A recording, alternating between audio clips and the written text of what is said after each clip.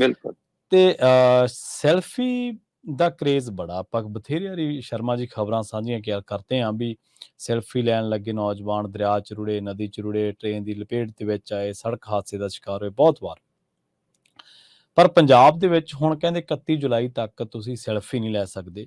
31 ਜੁਲਾਈ ਤੱਕ ਪੰਜਾਬ ਦੇ ਵਿੱਚ ਸੈਲਫੀ ਲੈਣ ਤੇ ਰੋਕ ਲੱਗ ਗਈ ਹੈ ਜੀ। ਬਿਲਕੁਲ ਪ੍ਰਵੀਨ ਜੀ, ਜੀ ਪੰਜਾਬ 'ਚ ਕਈ ਥਾਵਾਂ ਤੇ ਸੈਲਫੀ ਲਾਉਣ ਤੇ ਸਰਕਾਰ ਨੇ ਰੋਕ ਲਾ ਦਿੱਤੀ ਹੈ ਔਰ 31 ਜੁਲਾਈ ਤੱਕ ਰੋਕ ਲੱਗੀ ਠੀਕ ਹੈ। ਹੈ ਇਹ ਮਾਮਲਾ ਹੜ੍ਹ ਨਾਲ ਸੰਬੰਧਿਤ ਹੈ। ਠੀਕ ਹੈ ਜੀ। ਪੰਜਾਬ 'ਚ ਬੇਸ਼ੱਕ ਪਿਛਲੇ ਦਿਨਾਂ ਤੋਂ ਮੀਂਹ ਥੋੜਾ ਬਹੁਤ ਪੈ ਰਿਹਾ, ਘੱਟ ਵੱਧ ਪੈ ਰਿਹਾ, ਜਾਂ ਅੱਜ ਫੇਰ ਸੰਭਾਵਨਾ ਦੱਸੀ ਜਾ ਰਹੀ ਹੈ, ਪਰ ਇਹਦੇ ਬਾਵਜੂਦ ਵੀ ਪੰਜਾਬ ਹੜ੍ਹ ਤੋਂ ਮੁਕਤ ਨਹੀਂ ਹੋਇਆ। ਜੇ ਤੁਹਾਡੇ ਖਬਰਾਂ ਆਉਣੀਆਂ ਹਟ ਗਈਆਂ, ਇਹਦਾ ਮਤਲਬ ਇਹ ਨਾ ਸਮਝੋ ਕਿ ਪੰਜਾਬ ਹੜ੍ਹ ਤੋਂ ਮੁਕਤ ਹੋ ਗਿਆ। ਖਬਰਾਂ ਰੋਕਣੀਆਂ ਆਉਂਦੀਆਂ, ਸਰਕਾਰ ਨੂੰ ਪਾਣੀ ਰੋਕਣਾ ਚਾਹੇ ਨਾ ਆਉਂਦਾ ਹੋਵੇ। ਜੀ ਜੀ। ਸੋ ਇਸ ਲਈ ਪੰਜਾਬ ਦੇ ਹੁਣ 19 ਜ਼ਿਲ੍ਹੇ ਹੜ੍ਹ ਦੀ ਮਾਰ ਹੇਠ ਨੇ ਅੱਜ ਦੀ ਤਰੀਕ 'ਚ ਵੀ। ਹਾਂਜੀ। ਮਤਲਬ ਜੇਕਰ ਮੈਂ ਗੱਲ ਕਰਾਂ, ਤਰਨ ਤਾਰਨ ਹੈ ਨਾ, ਫਿਰੋਜ਼ਪੁਰ ਹੈ, ਫਰੀਦਕੋਟ ਹੈ, ਹੁਸ਼ਿਆਰਪੁਰ ਹੈ, ਮੋਗਾ ਹੈ ਨਾ ਜੀ, ਨਵਾਂ ਸ਼ਹਿਰ ਹੈ, ਜਲੰਧਰ ਹੈ, ਪਟਿਆਲਾ ਜੀ, ਫਤਿਹਗੜ੍ਹ ਸਾਹਿਬ ਹੈ, ਮੋਹਾਲੀ ਹੈ, ਮਾਨਸਾ ਬਠਿੰਡਾ ਪਠਾਨਕੋਟ ਹੈ, ਗੁਰਦਾਸਪੁਰ ਹੈ, ਫਾਜ਼ਿਲਕਾ ਦਾ ਖੇਤਰ ਹੈ। ਇਹ ਸਾਰੇ ਜ਼ਿਲ੍ਹੇ ਪਾਣੀ ਦੀ ਮਾਰ ਹੇਠ ਨੇ।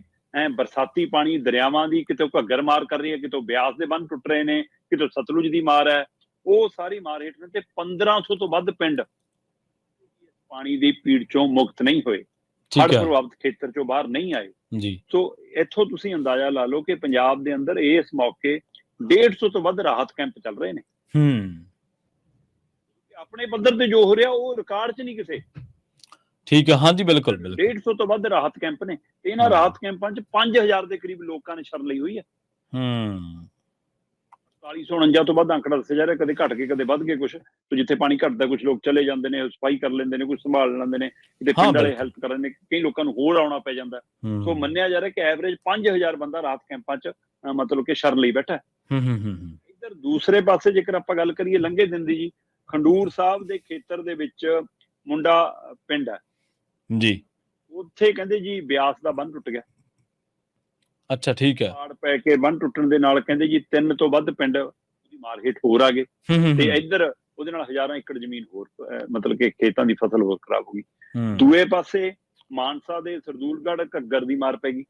ਠੀਕ ਹੈ। ਘੱਗਰ ਦੀ ਮਾਰ ਨਾਲ ਚਾਂਦਪੁਰਾ ਦੇ ਜਿਹੜਾ ਖੇਤਰ ਆ ਉਹ 'ਚ ਦਰਾਰ ਪੈਣ ਨਾਲ ਮਤਲਬ ਕਿ ਪਾੜ ਹੈ ਜਾਂ ਵਧਿਆ ਕਿ ਪੰਜਾਬ ਤੇ ਹਰਿਆਣਾ ਜਿਹੜਾ ਬੁਢਲਾਡਾ, ਬੋਹਾ, ਫਤਿਆਬਾਦ ਵਾਲਾ ਰੂਟ ਹੈ ਉਹ ਆਪਸ ਵਿੱਚ ਟੁੱਟ ਗਿਆ ਲਿੰਕ। ਇਹ ਸਾਰਾ ਮਤਲਬ ਕਿ ਪੀੜਿਤ ਹੈ। ਤੇ ਇਹ ਸਭ ਦੇ ਦਰਮਿਆਨ ਪੰਜਾਬ ਸਰਕਾਰ ਨੇ ਬਕਾਇਦਾ ਤੌਰ ਤੇ ਪ੍ਰਸ਼ਾਸਨਿਕ ਤੌਰ ਤੇ ਇਹ ਹੁਕਮ ਜਾਰੀ ਕੀਤਾ ਹੈ ਕਿ ਜਿੱਥੇ ਦਰਿਆਵਾਂ ਤੇ ਪਾਣੀ ਚੜਿਆ ਹੈ ਨਾ, ਜਿੱਥੇ ਪੁਲ ਕਮਜ਼ੋਰ ਨੇ, ਜਿੱਥੇ ਖਤਰਾ ਜਿੱਥੇ ਭੀੜ ਇਕੱਠੀ ਹੋਣ ਨਾਲ ਕੋਈ ਨੁਕਸਾਨ ਹੋ ਸਕਦਾ ਹੈ, ਪੁਲ ਡਿੱਗ ਸਕਦਾ ਹੈ, ਕੋਈ ਹੈ ਨਾ ਬੰਨ੍ਹ ਟੁੱਟ ਸਕਦਾ ਹੈ, ਕਿਤੇ ਕੋਈ ਪਾੜ ਠੀਕ ਕਰ ਰਹੇ ਨੇ, ਉੱਥੇ ਇਹਨਾਂ ਸਾਰੀਆਂ ਥਾਵਾਂ ਦੇ ਉੱਤੇ ਸੈਲਫੀ ਲੈਣ ਤੇ ਬੈਨ ਰਹੂਗਾ, ਤਾਂ ਕਿ ਕੋਈ ਬੜਾ ਹਾਦਸਾ ਜਾਂ ਛੋਟਾ ਹਾਦਸਾ ਵੀ ਨਾ ਵਾਪਰੇ। ਕਿਉਂਕਿ ਹੁਣ ਤੱਕ ਪ੍ਰਵੀਨ ਜੀ ਇਹਨਾਂ ਮੀਂਹ ਨੇ ਪੰਜਾਬ 'ਚ 38 ਤੋਂ ਵੱਧ ਲੋਕਾਂ ਦੀ ਜਾਨ ਲੈ ਲਈ ਹੈ। ਹਾਂਜੀ, ਬਿਲਕੁਲ ਬਿਲਕੁਲ। 2 ਤੋਂ ਵੱਧ ਲੋਕ ਲਾਪਤਾ ਨੇ ਜੀ, 50 ਤੋਂ ਵੱਧ ਜ਼ਖਮੀ, ਸੱਟ ਫੇਟ, ਨੁਕਸਾਨੇ ਜਾਣ ਦੀਆਂ ਖਬਰਾਂ ਨੇ। ਤੇ ਘਰ-ਬਾਰ ਜੋ ਬਰਬਾਦ ਹੋਇਆ, ਫਸਲਾਂ ਦਾ ਬਰਬਾਦ ਹੋਇਆ, ਉਹਦਾ ਤਾਂ ਕੋਈ ਅੰਦਾਜ਼ਾ ਹੀ ਨਹੀਂ, ਕਰੋੜਾਂ 'ਚ ਨੁਕਸਾਨ ਹੈ। ਸੋ ਇਸ ਲਈ ਕੋਈ ਜਾਨੀ ਮਾਲੀ ਹੋਰ ਨੁਕਸਾਨ ਨਾ ਹੋਵੇ, ਇਹਦੇ ਲਈ ਮੀਂਹ ਪ੍ਰਭਾਵਿਤ ਖੇਤਰ ਦੇ ਵਿੱਚ 31 ਜੁਲਾਈ ਤੱਕ ਪੰਜਾਬ ਸਰਕਾਰ ਨੇ ਸੈਲਫੀ ਲੈਣ ਤੇ ਪੂਰੀ ਤਰ੍ਹਾਂ ਰੋਕ ਲਾ ਦਿੱਤੀ। ਠੀਕ ਹੈ ਜੀ।